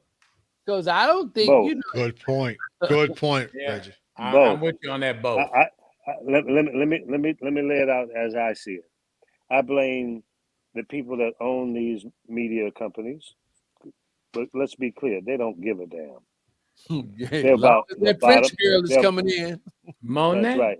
It's all about the Monet. So they will allow it for as long as we allow it. Mm-hmm. The only reason Joe Rogan is in hot water right now is because somebody complained. Yeah. Now I'm getting ready to hit a nerve with the professor. The Federal Communications Commission gave the power to the American people to like or dislike what they hear on the airwaves. Terrestrial. The problem with the whole, the problem is they never told us that we possess the power. The broadcasters know that we possess the power. They didn't tell us that if you don't like what we're doing, you can make a complaint to the Federal Communications Commission, and then they will investigate us. So that's like, the hen and the fox in the hen house. Well, he ain't gonna tell on himself. I know Lee that and I've told this to my class, but and then now I don't. It's so hard for me to, and I no offense to any of the terrestrial broadcasters, it's hard for me to even listen to what they're doing now over the air. I agree. Okay, I agree. But there's a pamphlet out, and you all can look it up. You could Google it. It's called The Public and Broadcast. That's an FCC pamphlet that lets the people know what rights they have over terrestrial broadcast. Let them know, it got put out of whack a little bit, sidetracked when they changed the licensing from 3 to 8 years. The licensing now is just a card. You just send it in there. There's no challenges or nothing like that. So, you did hit a nerve, but what it is what it is. So that's why we jump, many of us, that's why I jumped ship. We jumped to this unregulated freedom to say whatever you want thing called the internet. It's no regulation. And I think, yeah, but we should govern ourselves. Absolutely. You know what I mean? And there are times when I'll get a little risque, but I know where the limit is, and I know when to back up and make sense. Because I'm only gonna not taught. I'm only gonna fuss and say my words when we're in the green room, right? And I forgot to say it, so we gotta meet when we get after the show. Don't everybody run, because I gotta say the words and stuff before I go to sleep. It is tradition. Yes. But when we're talking about terrestrial broadcasters, over-the-air broadcasters. I mean, how long is that going to be even relevant? Because right now the internet is moving so fast and it's completely unregulated. When you look at not even the audio broadcast, the radio or the podcast, look at the streaming. The streaming is like, it is destroying terrestrial television. Unregulated. They can do whatever they want. Now, it's not nearly as bad as it could be because they're scared that their stockholders are going to pull out or complain or get the top brass fired. So like you hardly see any sex on any Netflix movie. There's way more sex on HBO, Showtime, and all. Every once in a while you'll see some sex there, but you'll almost never see it on Netflix because they have stockholders. Stockholders want to uphold a certain standard, which is great. But how long does that last when there's no regulation telling them what they can and cannot do? And it can't be because it's worldwide. Yeah, I mean, self-regulation. Well, right from wrong. And the internet should. Actually, who owns it and who created it? It's a network of machines. It's not like the airwaves, It's not like that.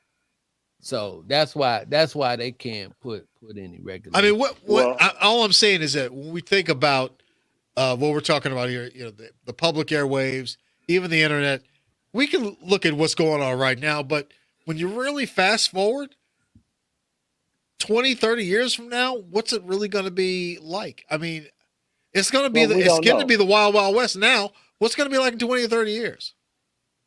Well, my hope is that we, the people, will continue to govern ourselves when they hear or see stuff they don't like, just like with the Joe Rogan thing and many, many other situations that have popped up over the years, that you speak up. Freedom of speech. Now, Joe has the right, and he has, to say what he wants to say, but if it becomes offensive to people, then we have a right to complain. We also have the right and the ability to not watch or listen to his show. Okay? So, we can equate that to term limits. Okay? I don't watch a lot of those shock jock guys. I can't tell you the last time I listened to or watched what's his name over on XM. Howard Stern. Howard Stern. I haven't watched him in probably 15 years. He's not relevant to me. Nothing he does I find entertaining or informative, but there is an audience out there that like what he does, and it's primarily white, blue-collar males. But it goes back to our participation, Lee. If I can just jump in a minute to give you some aspect, and you already know this from a network side, ratings are everything. And one of the things that goes back to what we're talking about with voting. See, if we don't become active in the process of life, we can no longer be sitting back and woe is me because of slavery or prejudice or racism or different things that are happening. We have to be active in life in every aspect. It's just like now we got a situation where when Brian Flores got fired from the Dolphins, then he turns around and sues the NFL saying that the owner paid him $100,000 to lose games. And we're not saying that he didn't get offered money, but I don't know how one individual on a sports team can stop you from winning or losing, because there's an offensive coordinator, there's a defensive coordinator, there's too many working pieces. Okay, so then you're asking about the Rooney Rule. Okay, so the Rooney Rule says that you have to interview. But talking to a good friend of ours, Joseph Haynes Davis, who's an attorney in the state of Florida, we came to the conclusion in those bylaws, is there anything that's talking about the chronological setup to when the interview is supposed to happen? Because Belichick called to congratulate him in reference to saying about the job. And then Belichick wasn't sending it to Flores. He was sending it to somebody else and accidentally sent it by mistake to him. So ironically, Flores was scheduled for an interview for a job that had already been assigned to somebody. Right. Okay. So you see how close-knit the industry, the NFL is. Belichick knew who was going to get the job before it was publicly announced. Before it was published, and sent the text message to congratulate the wrong person. Guy. Right. Yeah. Okay. Now, you know, the follow-up to that story is the commissioner came out just I think yesterday and made a statement and said that we have terribly failed when it comes to trying to put black coaches and black executives in place. So he's already he's trying to get he's trying to get ahead of it. In like the state he's in right now, he could see that. Yeah, you know, like you said, Mike, last week, they're gonna get that boy a check to make him go away. At this point, but do you all actually think that the Good Old Boy Network was trying to include some brothers? No. It was. I don't think. Well, first of all, you have to look at the structure. Goodell is over a governing body. They can't tell the NFL owners who to hire and who to fire. Right. That whole league was started like a poker game. It's like these billionaires are having their own private poker game that became television entertainment. The Good Old Boys Network. The Good Old Boys Network. That's right. And that's all he can do. Yeah, that's the only thing that he can do. Now, Lovie Smith gets the head coaching job at Houston for the Texans. Right. Mm-hmm. Okay. And you can what about Byron Allen? Well, now Byron Allen, you're going back and you're talking about ownership. And Byron Allen isn't he trying to buy a team? He's trying to buy the Denver Broncos. Right. But okay, now there's another African American who's a billionaire, and he's worth $6.7 billion. I can't think of his name right now, but he was looking at it also. But here's the problem when you start talking about buying a team. Okay, you have to be liquid at the level that you don't need the money that you would spend to invest in the team. Right. You can't go. That's why I remember when the controversy came out about the Clippers. And they said Oprah was going to buy the Clippers. Remember when the owner made that statement? The racist statement? Donald Sterling, yes. Donald Sterling. Mm-hmm. And they came out and they said Oprah was getting ready to buy it. Well, unless you have your money is turning over like that, you can't go. And if you got $6 billion and you take $4 billion to invest in that team, that locks up $4 billion of your money. That's why you have the consolidators today, iHeart, Cumulus, Radio One, and the list goes on, because they're not going in their wallet to spend any money. They've exhausted the stockholders, which have now, Wall Street has come out and said about 6 months ago, they weren't lending any more money to broadcasters. They're done because they've exhausted the pot. Okay. Now, not only that, they've lost a lot of money. Well, that's where I'm going. But here's the deal. Yeah. If any of those guys lose, if they go bankrupt or whatever happens to them, it doesn't affect their credit personally. Right. They go down because lifestyle does not change. No, because it goes down. They're publicly traded. But if a billionaire goes, investors. Right. See, the NFL isn't the publicly traded, the ownership, of a team. So we have black billionaires, but who are the ones that have the liquid to invest in a team until that team is at the point where it's paying it back? I'm not. If I got $6 billion, I'm not giving up $4 billion. Well, see, there's the problem right there. Why does it have to be one individual? Why couldn't Oprah and Byron Allen and 5 other don't they have groups? Multi-billionaires get together because these cotton pickers don't get along. Hey, wait. Yeah, I'm gonna take that cotton picking. Right? But see, you like that? Them cotton pickers don't get along. That's right.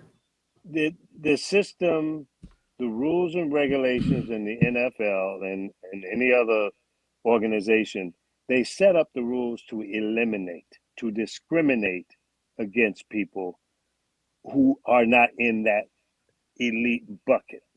You can If be you in were the not elite bucket, but Elon, you have to be liquid, Lee. That's not true. well, There's nothing well, to stopping them. Byron Allen, well, 9 but chances out of 10 is going to get that. I'm sorry for interrupting. 9 chances out of 10, just like he's bought all those television groups, he's bought 3 television groups, but he ain't using his money. You down with OPP? You know Yeah, me. you know me. But you know, we yeah, said this you last know week. me. We said this last week that the NFL has had a reputation and a history of being one of the most racist organizations that exist. We said that last week. So, Right, like but you I'm not say, agreeing with, but Ron, there's an I got to jump exclusive in. club.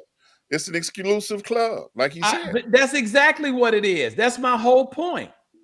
It's But an is it any exclusive. different than the PGA, the basketball league, the Let me ask baseball? you a question, What's the Lee difference? Michaels.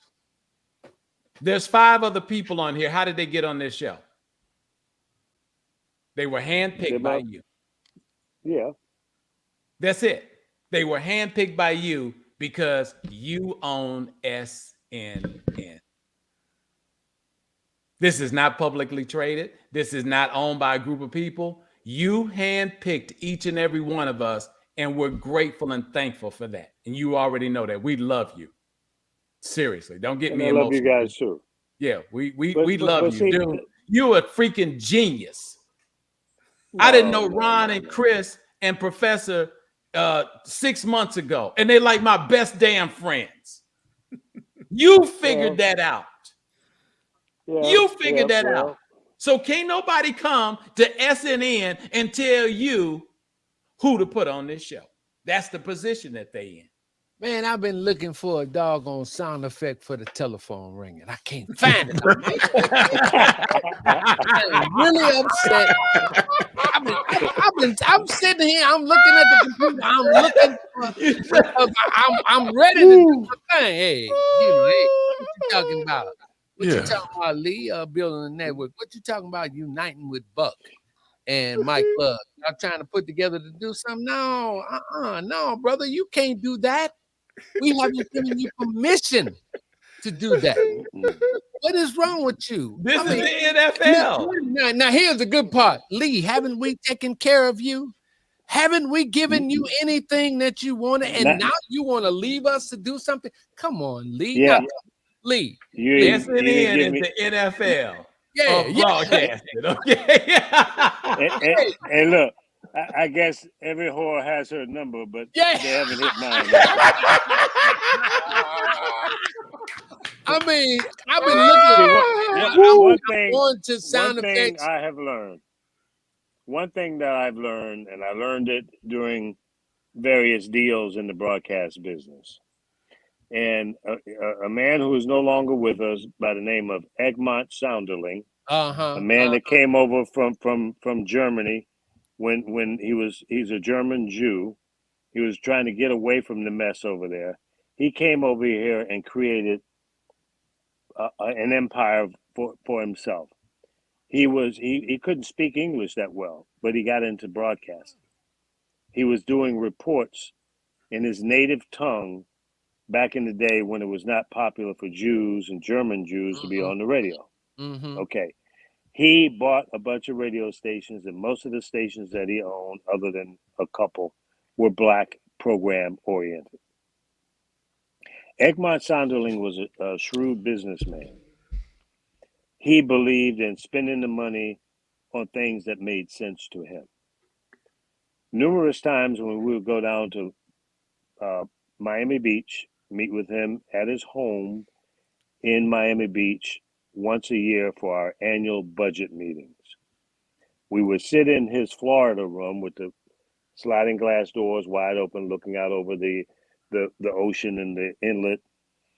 And we would sit there and negotiate how much money I was going to have for my marketing, promotion, and whole budget for the coming year. One of the things that he taught me in one of those meetings was spending the money at the right time. I wanted to spend $300,000 on research, perceptual studies, focus groups, music research, all of that. And I also wanted to have $1 million marketing and promotion budget because my competitor, WGCI, had about $1 million. I wanted to be competitive. And he said, look, I'll tell you what, I like the idea of the research because the way I explained it to him is I wanted to know what we were doing right and wrong. I wanted to know the strengths and weaknesses of my competition and all the other stations in the market. And the only way to do that is to talk to the audience, find out what they like and dislike about us and our competitors and other stations that are not even in our format. So you got the big picture. Then you narrow it down and you find the holes in the market. Well, to make a long story short, he says, I think that's a brilliant idea. We've never done anything quite like that before. He says, I'm going to give you the 300,000 and I'm going to give you $500,000 for marketing and promotion.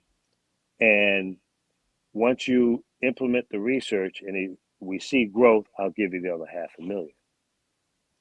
So that's how that story went. And by doing that, we beat our competitors. We were the #1 music station in the market, going from like 12th to #1, unseated WGCI. And I'm talking about the station WBMX, which is now V103 in Chicago.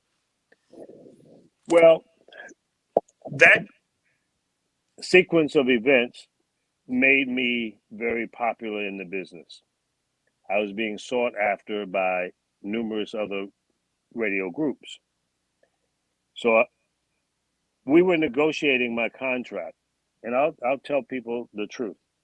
I wanted $100,000 a year base salary and $25,000 per book 4 times a year in the Arbitron ratings if I reached #1 music station. And he was cool with the bonus, but we were $5,000 apart on my base salary. He says, 95 is my number. I'm not going to go any further than that. I've never paid any program director ever $100,000. Nobody. Wow. I just can't see myself spending $100,000. That was his position. So I walked. 2 or 3 days later, I got a call from my competitor. Marv Dyson was the general manager and paid me $135,000 to come back to WGCI. I had worked there once before. I went over there in 15 months, well, less than 15 months, I beat WBMX. From that point, I got an offer to go to KMEL in San Francisco. They paid me $235, $275, I forget now what the number was. A lot of money, plus bonuses. In less than 4 months after being in San Francisco, I made that station #1 music station. Never been there before. I got a call from the guy that didn't want to give me the $5,000 that I wanted. Gave me $2.5 million to come back to Chicago. And that's where the boat came in. I'm sorry. Yeah. So what did that teach me? Know your value. Woo! Stand your ground on what's important to you. You What is talking gonna about make being you a good hoe. Yeah, absolutely. No. Every hoe's got a Whore. price. Yeah. Whore. I'm a And radio hoe. you seen them commercials where you can put Lumi under your arms and you can put it on your private area. See, Lee went out and got some Lumi and put on his So I tell that story from time to time, hoping that it inspires and teaches people Amen. to Amen. know your value. Yeah. And know when to fold and know when to walk away from a bad deal. Yeah. Now, I had several other meetings with other radio groups, and they all said, well, not all, some of them said, I don't think we can afford you because you're the $1 million, programmer. I said, well, I didn't really sort to be a millionaire in that way. It came by way of opportunity. When Egmont Sonderling was ready to sell WBMX, he had a fish on the hook, and he was trying to reel him in, but the fish on the hook said, Mr. Sonderling, if you get Lee Michaels to come back to the station, I'll give you $27.5 million for WBMX. At the time, the station was only worth about 17, because when I went over to GCI, I took $10 million of value out of that station. Wow. In less than a year. So, know your value.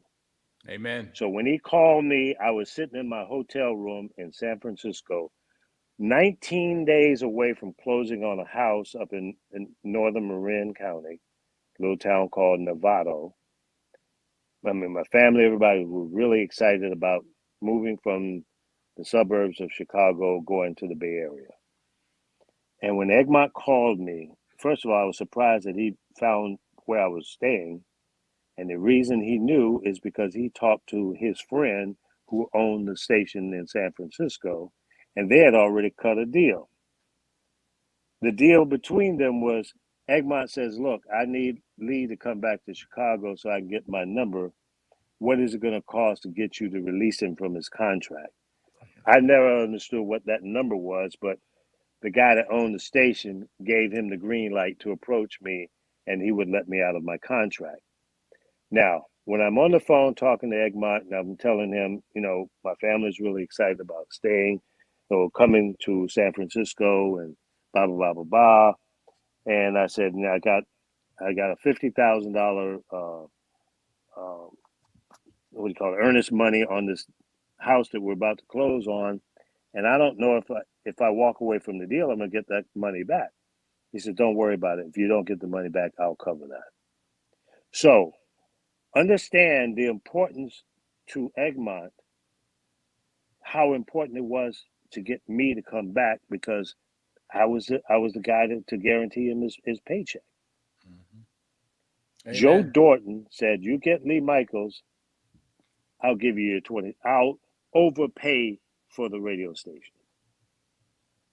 So don't go for the okie doke. Don't take the first offer that you get. Know your value. Don't be crazy. Now, I could have said, yeah, I want $5 million. And he might have walked away from the table at that point. But how I got to the $2.5 million deal was I just pulled a number out of the fucking sky.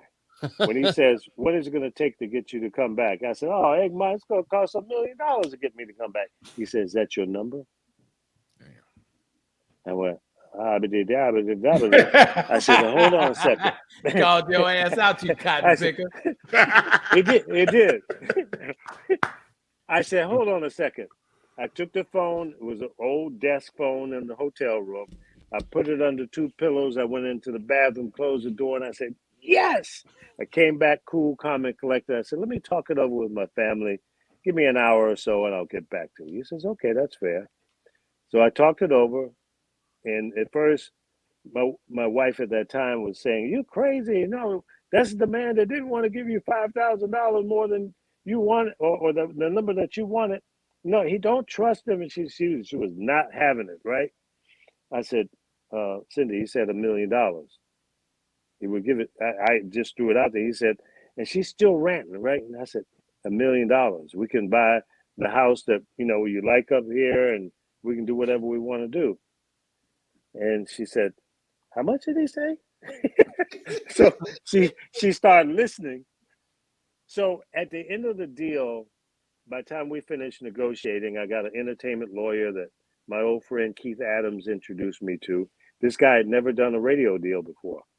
He did sports deals, athletes. So he says, yeah, this will be fun. Let's do it. Happened to be a black guy over in Oakland. And I went to his office. We got Egmont on the phone. We talked about some points here and there. Egmont says, look, you guys write up the contract, fax it to me, and I'll sign it. So this was before email. So that's how the deal came about. Now, I'm telling this story. This is a personal story. This is a real story. You're hearing it from me. This is how it happened. This is how deals are done. It's personal and it's business.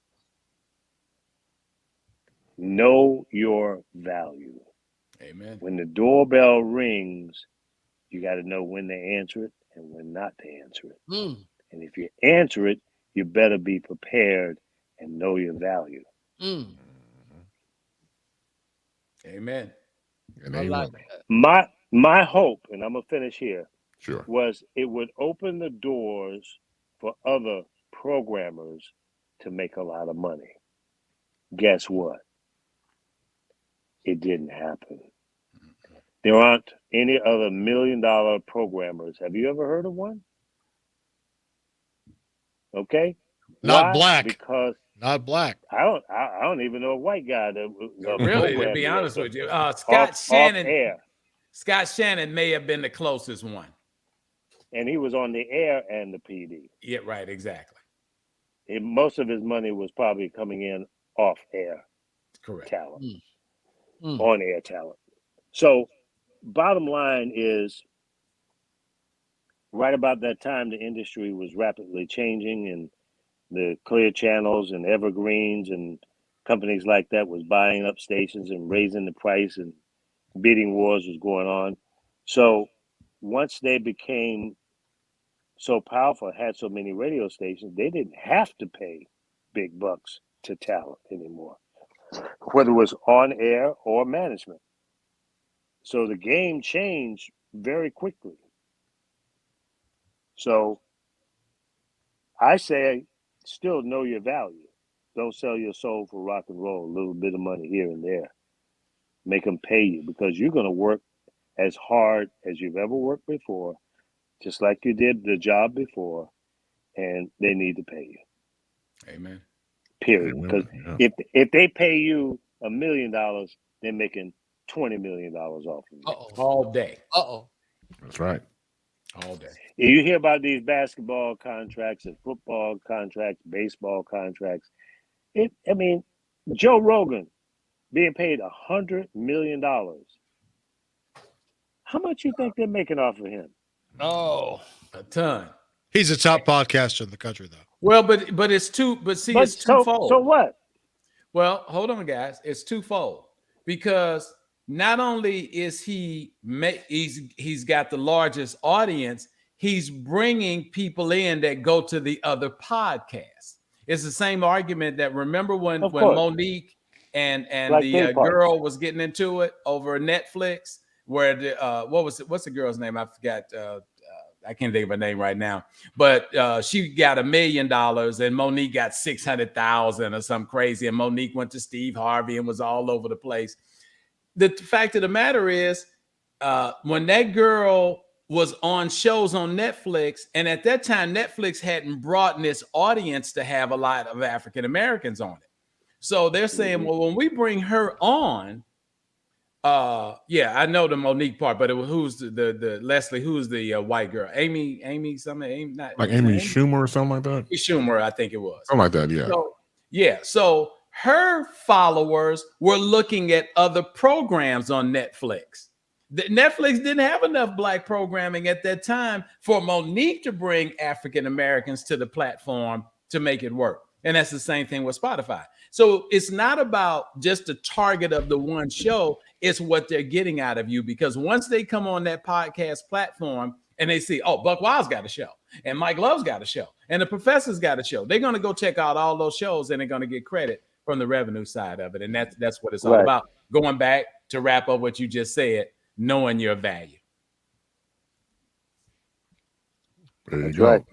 Now look, we can do two things. I want to be fair about this. First of all, when the fearless leader speaks, everybody listens, which is what we do because we love and honor Lee Michaels.